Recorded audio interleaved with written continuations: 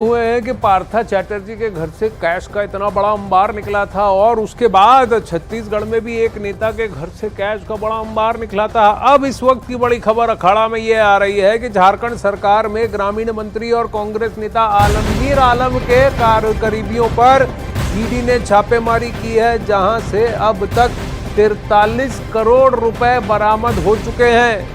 चुनाव के समय कांग्रेस नेता और झारखंड के मंत्री के करीबियों से इतनी बड़ी तादाद में कैश बरामद होने के बाद राजनीति गर्मा गई है। प्रधानमंत्री नरेंद्र मोदी ने ओडिशा की रैली में इस मुद्दे को उठाया।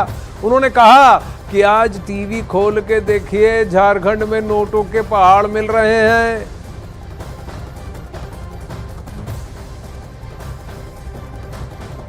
पांच सौ की गड्डियां आपको इन तस्वीरों में दिख रही है। उस घर में छापा पड़ा है और जहां से ईडी ने जहां हाथ रखा वहां पर नोट मिले हैं। कहीं क्या प्लास्टिक में रैप हैं, कहीं कपड़े में रैप हैं, अलग अलग तरीके से आप देख सकते हैं। लेकिन गांधी जी की फोटो बहुत सारी लगी हैं। कुल मिला के अभी मशीनें लगाकर गिनती की गई। पहले 25 करोड़ का आकलन था, वो बढ़कर अब 43 करोड़ रुपया हो चुका है और बताया जा रहा है कि काउंटिंग अब भी जारी है।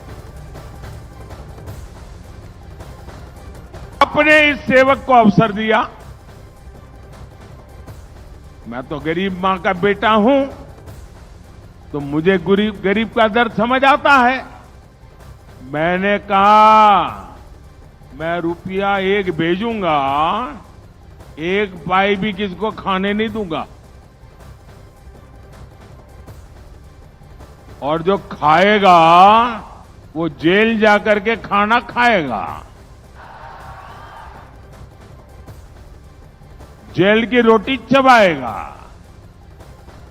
आपने देखा होगा, अभी घर जाओगे तो टीवी पे देखना, आज यहां पड़ोस में झारखंड में नोटों के पहाड़ मिल रहे हैं। नोटों के पहाड़, लोगों का चोरी किया माल पकड़ रहा है मोदी वहां।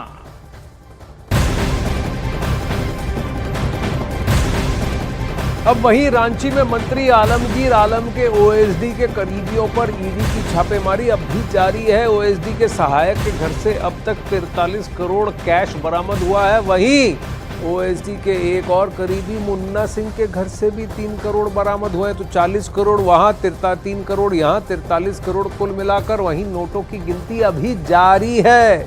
नोट गिनने के लिए कई और मशीनें भी मंगवाई गई हैं।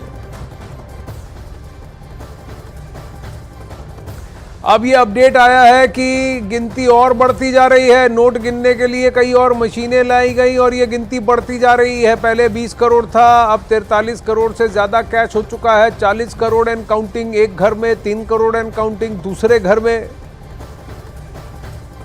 और मशीनें और बुलवाई गई हैं, मंगवाई गई हैं, क्योंकि नोटों का अंबार इतना बड़ा है कि मशीनें गर्म हो रही हैं, काउंटिंग धीरे चल रही है, इसीलिए और मशीनों को लाया गया है।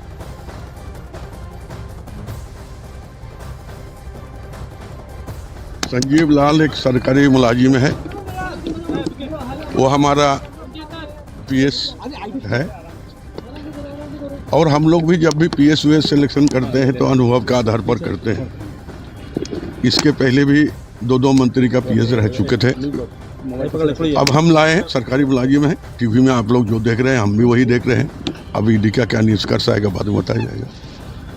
सर आपका नाम भी जोड़ा जा रहा है बार बार। देखिए, मेरा पीएस है, विभाग बोले बहुत सरकारी मुलाजिम है और मेरा पीएस है, और हम लोग जो पीएस को रखते हैं तो अनुभवी देखकर ही रखते हैं।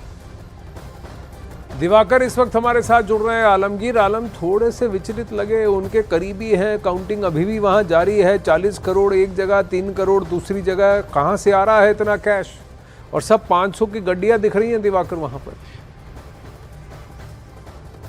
देखिए, विचलित होना स्वाभाविक है, क्योंकि कांग्रेस के सबसे बड़े नेता हैं आलमगीर आलम। कांग्रेस विधायक दल के नेता हैं और सरकार में उनकी जो हैसियत है नंबर 2 की है, और कांग्रेस के पूरे कैंपेन की जिम्मेदारी इन्हीं के कंधों पे है। आज वो निकल रहे थे अपने आवास से, तो वो सीधे जा रहे थे सुबोध कांत सहाय की जो बेटी हैं यशस्विनी सहाय, जिनका आज नॉमिनेशन होना है, वहाँ जा रहे थे। आज पूरी तैयारी करके वो रखे थे कि नॉमिनेशन करना है और पूरे कांग्रेस के कार्यकर्ताओं में जोश खरोश भरना है, क्योंकि 13 मई से जो है पहले फेज़ की यहाँ 13 मई से वोटिंग होनी शुरू हुई है और 4 फेज़ में जो है यहाँ चुनाव होने हैं 13, 20, 25 और 1 जून को। तो ऐसे में कांग्रेस के लिए मुश्किलों का वक्त है और ऐसे वक्त में जब चुनाव का अभियान चल रहा है, राहुल गांधी जो है झारखंड में सभा करने आएंगे, प्रधानमंत्री की सभा होगी और प्रधानमंत्री जब भ्रष्टाचार के मामलों पर जब हमले करेंगे। और आपको मैं बता दूं कि कुछ ही महीनों पहले झारखंड के ही एक सांसद रहे हैं धीरज साहू, जहां जब आईटी की दबिश हुई, आईटी की छापेमारी हुई, तो उनके यहाँ से भी 354 करोड़ का जो है रिकॉर्ड जो है रकम बरामद की गई थी। और ये बताया जा रहा था कि सबसे बड़ा जो है आईटी की जो छापेमारी हुई है और आईटी के इतिहास में यह सबसे बड़ा रकम जो है बरामद किया गया था। तो ऐसे में कांग्रेस के नेताओं के यहाँ से लगातार जो है उनके यहाँ कह सकते हैं कि एक बात बताइए, साहू जी के यहाँ से 350 करोड़ रुपए का रिकॉर्ड, यहाँ आलमगीर जी के 2 खास घर हैं, उनके वहां से अभी 43 करोड़ रुपए और काउंटिंग। ये छत्तीसगढ़ के मंत्रियों के पास इतना पैसा कहां से आ रहा है? क्योंकि वहां के मुख्यमंत्री तो कहते थे गरीब स्टेट है, हमें मदद चाहिए। झारखंड में भी देखिए, झारखंड के मुख्यमंत्री कहते थे, हेमंत सोरेन जी कह रहे थे। जी बिल्कुल, झारखंड के मुख्यमंत्री लगातार कहते रहे हैं कि केंद्र से उन्हें मदद चाहिए, उनका राज्य बहुत पीछे है, आदिवासी समाज काफ़ी पीछे है, इसके लिए विकास करना होगा, विकास करने के लिए केंद्र की मदद चाहिए। और ऐसे में नेताओं के पास से या उनके संबंधियों के पास से, उनके सहायकों के पास से इस तरह से नोटों का बंडल बरामद होता है तो कहीं ना कहीं जब्त होता है। तो ये इशारा करता है कि झारखंड में चल क्या रहा है।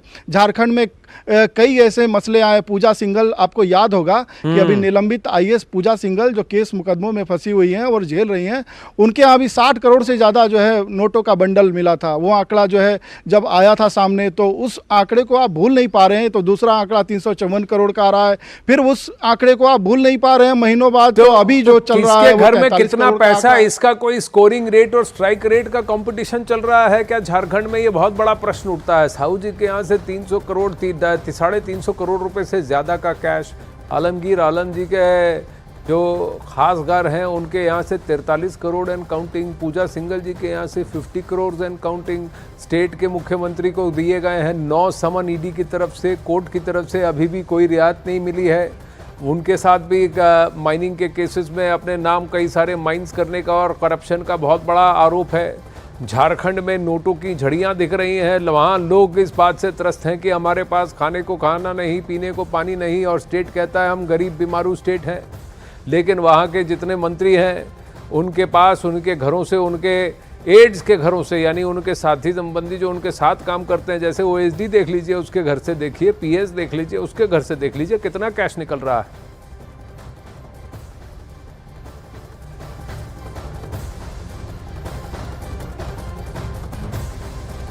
वहीं केंद्रीय मंत्री